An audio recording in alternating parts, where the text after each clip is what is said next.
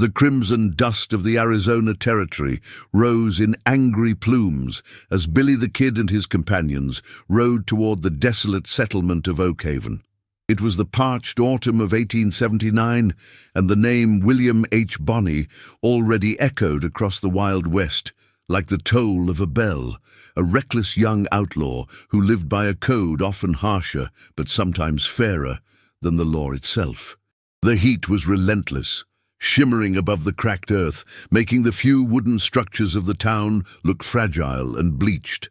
The only sounds were the weary clop of hooves, the creak of worn saddle leather, and the dry, rasping whisper of the desert wind.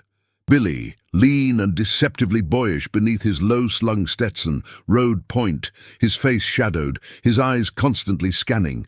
Beside him was Tom O'Folliard, his loyal shadow, his hand resting near the familiar grip of his Colt 45. Bringing up the rear were Charlie Bowder, the silent, deadly sharpshooter, and Doc Scurlock, the former medic whose steady, calculating mind was their best weapon. They were looking for supplies and information, not trouble, but the tension hanging over Oakhaven was too thick to ignore. The town square was dominated by a makeshift scaffold, stark and ugly against the clear blue sky. It wasn't the scaffold itself, but the men standing beneath it that chilled Billy's blood. 3 men, hands bound, faces pale and gaunt, guarded by a handful of deputies whose demeanor was less protective and more predatory. The sight was wrong. These weren't the hardened killers, usually sent to the rope. They looked like desperate settlers. Billy dismounted near the dusty general store, the metallic clink of his spurs drawing every eye. He walked with that coiled, casual menace that distinguished him. The deputy in charge, a thick, brutal man named Riggs, spat a stream of tobacco juice onto the ground as Billy approached. "That's far enough, mister," Riggs barked, resting a hand on his belt. "Unless you're here to help the sheriff string 'em up." "I'm just passing through," Billy drawled, his hand hovering over the butt of his revolver, "but I take an interest in how a man meets his end." "What's the crime, deputy? Looks like a hanging party for a few scarecrows." Riggs chuckled, a dry, unpleasant sound. "Cattle theft, plain and simple. 3 of 'em, a worthless, starving bunch. Took an ox from Sheriff Thorne's own ranch last week. Sheriff Thorne don't cotton to thieves. Execution set for sunrise tomorrow." The injustice of it hit Billy like a dry punch. An ox, likely worth less than his own saddle, met with a death sentence. He looked at the condemned men.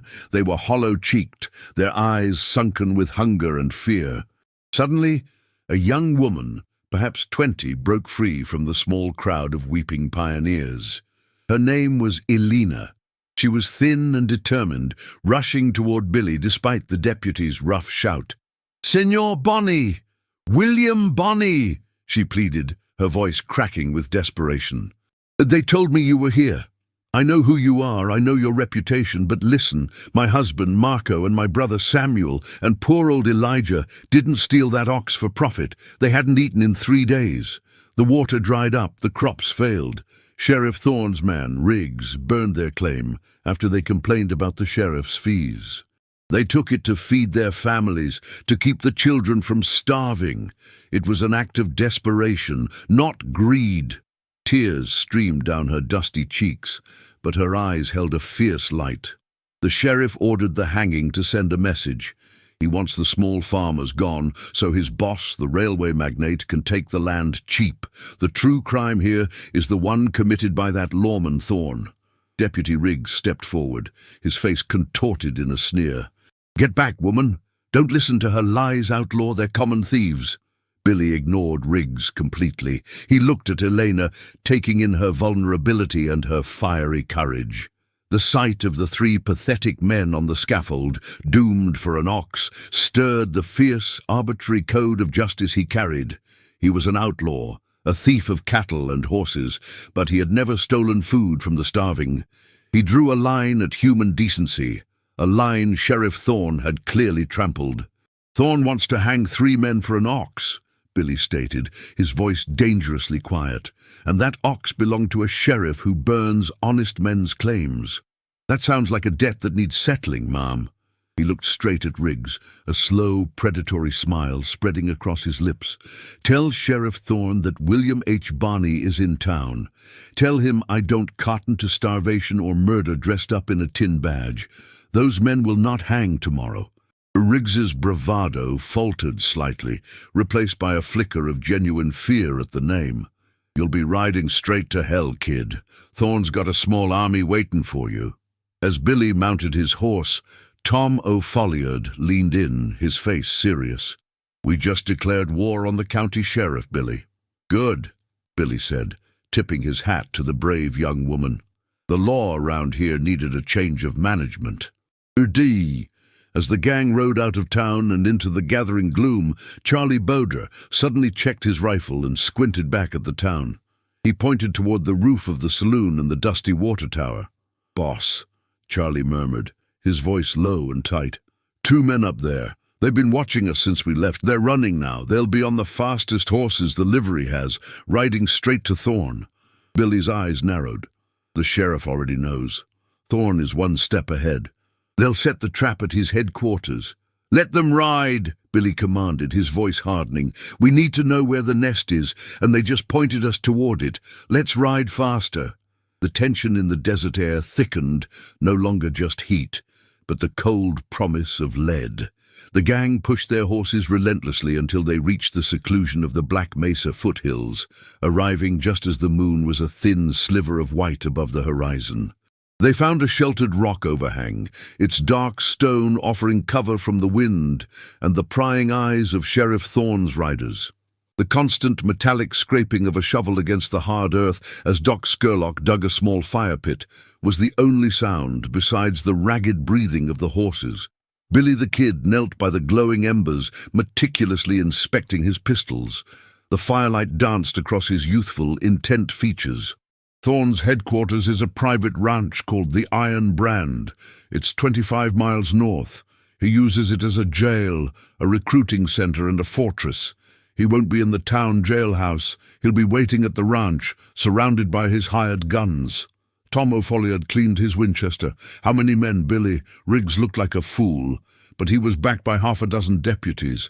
"The Iron Brand will have twice that, and they'll be ready for us."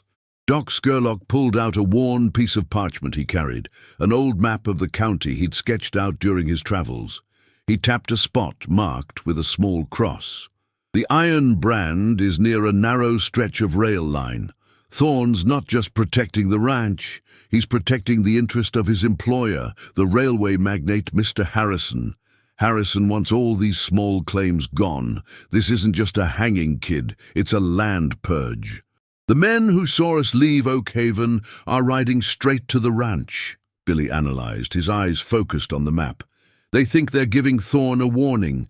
They're actually giving us a timeline. We have until dawn tomorrow to neutralize Riggs and free those 3 men before the hanging crew arrives."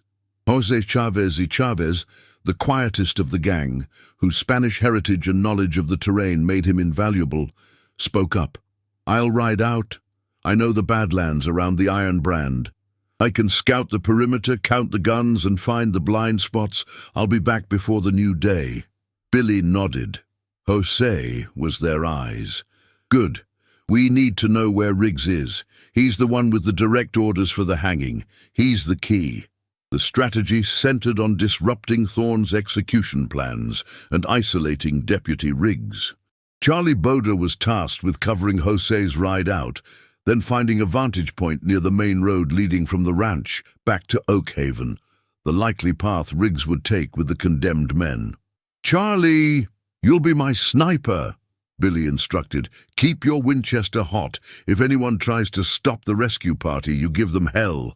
But only on my signal." Doc Scurlock and Tom O'Folliard would accompany Billy. Their goal was twofold. Tom, with his raw speed and aggressive shooting, would be the primary distraction. Doc, with his cool head and tactical sense, would lead the infiltration to the jail area, likely a reinforced stable or cabin on the ranch grounds. "The main goal," Billy stressed, tapping the map with the barrel of his Colt, "is the 3 men.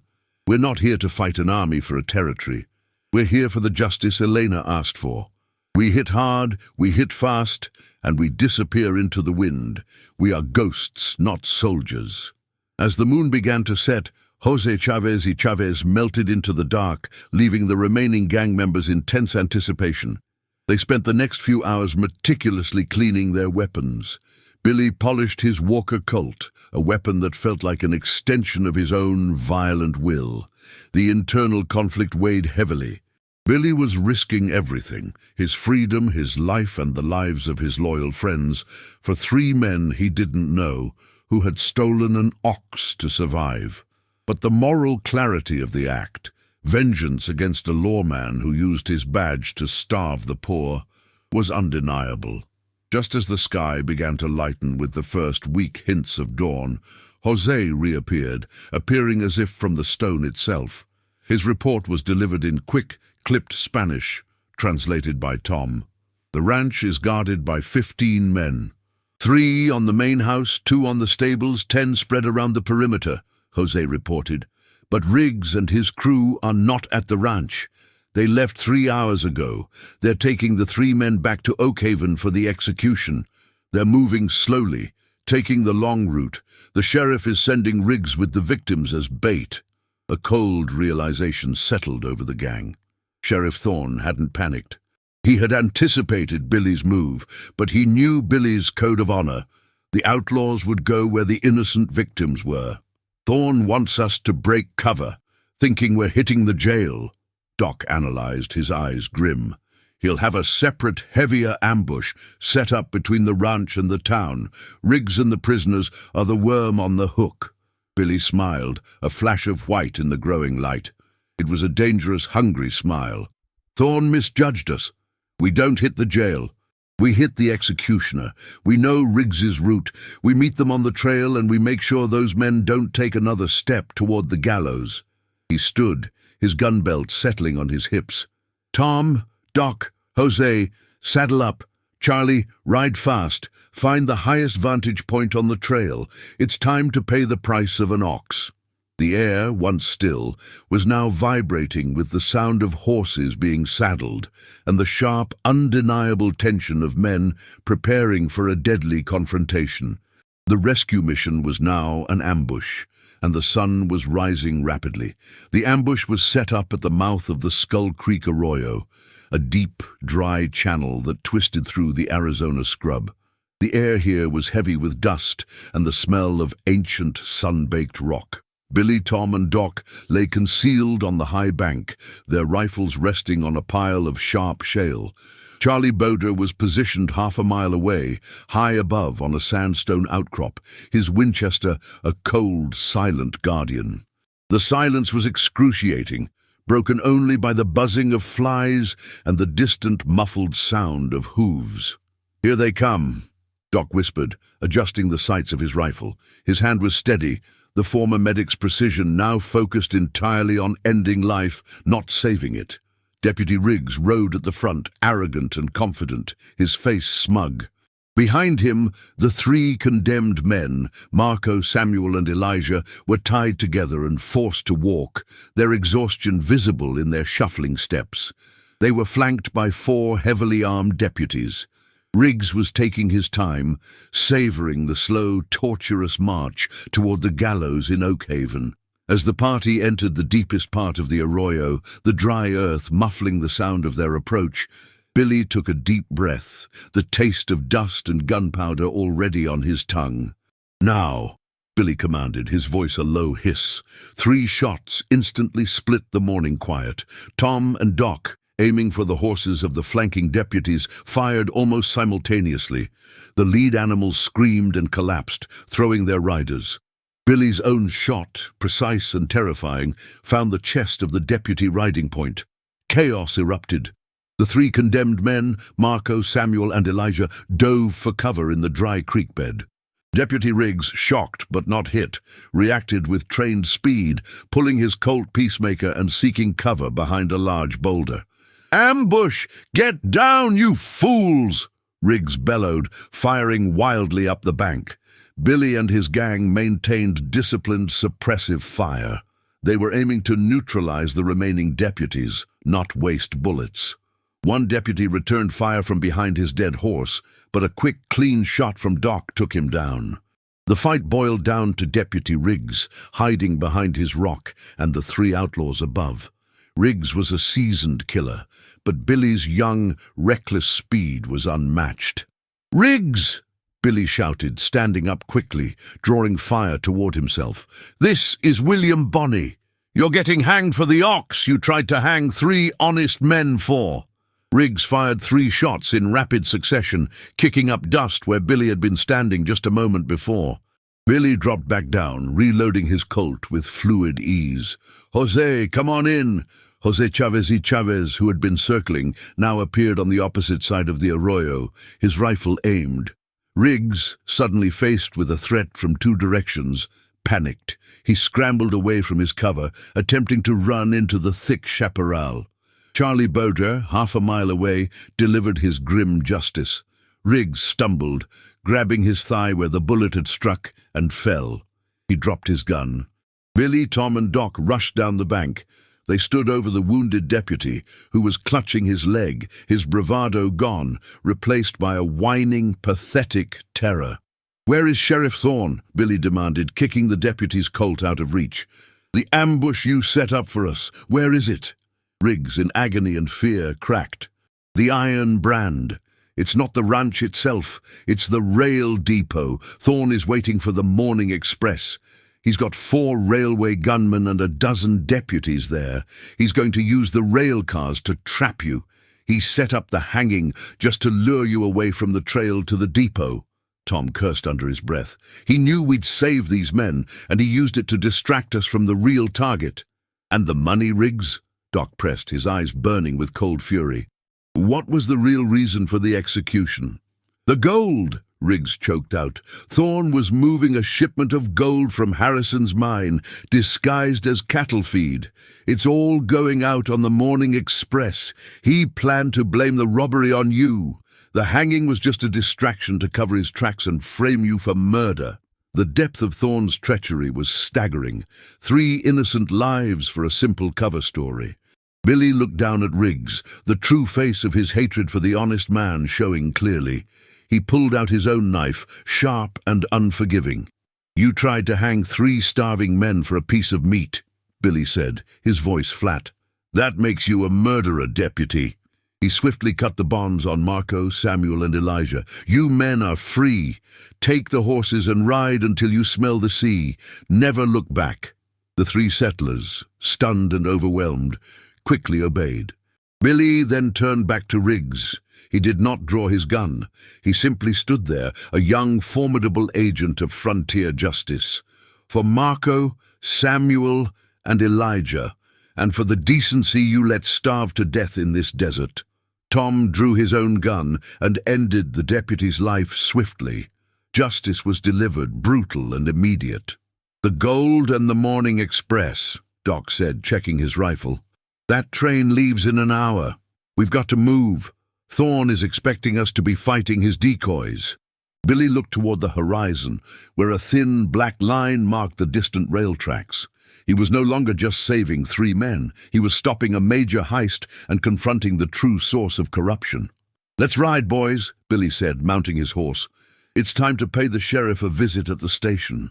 The Morning Express rail depot was a meager collection of tracks and a single wooden platform, isolated against the immense backdrop of the desert. The air was thick with coal smoke and the metallic clang of a massive steam locomotive, which was hissing and building pressure, ready to pull out. Sheriff Caleb Thorne, a man built like an ox with a face like granite, stood on the platform, overseeing the loading of heavy sacks labeled feed. He was surrounded by a dozen well-armed deputies and 4 grim-faced railway enforcers, all expecting Billy the Kid to be miles away. Billy and his gang approached from the south, using a dense thicket of scrub brush for cover.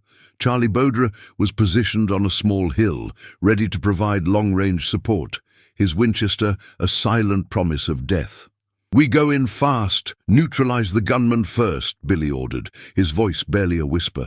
"The sheriff is the last. He dies with his badge on." Their attack was not a siege, but a lightning-fast eruption of violence. As the train whistle shrieked its final warning, the four outlaws burst from the scrub. Tom and Jose opened fire on the deputies nearest the freight cars, creating immediate panic. Doc Scurlock focused on the railway enforcers, his double-barreled shotgun, a terrifying close-range weapon. The combat was intense, loud, and immediate. The iron of the train cars echoed the gunfire, creating a deafening symphony of lead. Sheriff Thorne, initially shocked, quickly roared orders and drew his massive Schofield revolver, firing from behind a stack of supplies. Billy, moving with impossible speed, zigged and zagged, his two Colts spitting fire. He wasn't shooting to kill every man. He was shooting to disable and disrupt, forcing the deputies to break formation. The smell of burnt gunpowder filled the air, acrid and intoxicating. One of the deputies, attempting to circle Tom O'Folliard, exposed himself. A shot from Charlie Boder's distant Winchester dropped him instantly, a sharp, flat crack cutting through the noise. Charlie's presence was a psychological weapon, making Thorne's men fear the open spaces. Within minutes, half of Thorne's force was down or seeking cover.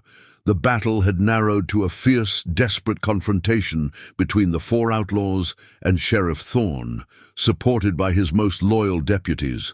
Thorne, recognizing Billy's youth, underestimated his marksmanship. He charged, a formidable, enraged figure, aiming for a close-range duel. "Come out, Bonnie, face the law," Thorne bellowed. Billy stepped out from behind a wooden crate, his expression cold and focused. He faced the sheriff, the symbol of corrupt authority, his own gun ready. "You are not the law, Thorne," Billy stated, his voice calm amidst the chaos. "You're just a thief with a badge. You sent 3 good men to the rope for an ox. Now you pay for your greed." Thorne fired first, his heavy Schofield slug ripping past Billy's ear. Billy, quicker and cooler, responded with a technique honed in countless duels. 2 fast shots from his right Colt, followed instantly by one from his left. The shot struck Thorne in the chest, the impact like being hit by a sledgehammer. The sheriff dropped, his heavy body thudding onto the wooden platform. His badge, a tarnished piece of silver, fell from his shirt and rolled toward the tracks. He gasped for air, his eyes reflecting the cold, hard sky. Doc Scurlock quickly secured the area, checking the feed sacks and confirming they were indeed filled with gold nuggets, disguised to bypass taxation and scrutiny. The confrontation was over. Billy knelt beside the dying sheriff. "The men you tried to hang are free. The gold is staying put. Tell your boss, Harrison, the new law's in town." Thorne tried to speak, but only a bloody gurgle escaped his lips.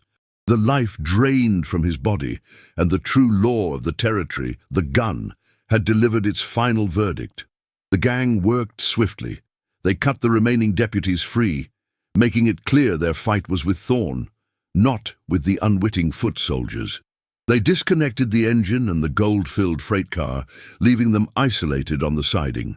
The rest of the train passengers were left untouched, a testament to the gang's specific code of conduct.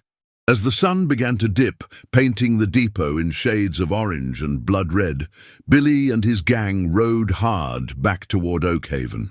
They found Elena waiting anxiously near the spot where her husband had been bound. Billy dismounted and walked toward her. He didn't need to speak. "My husband, Marco, and the others?" Elena asked, her voice barely a whisper. "They are free, ma'am," Billy said simply, pulling Thorne's tarnished badge from his pocket. He placed the heavy silver object into her hand. "Thorne and his deputy Riggs will not be bothering this county again. The debt for the ox and for the lives they tried to take has been paid." Elena's relief was immediate, raw, and overwhelming. She sank to her knees, clutching the badge, the symbol of her terror, now a token of her liberation. Billy turned to his men. "Let's ride. The federal marshals will be here by dawn." The mission was complete, but their freedom was now measured in hours.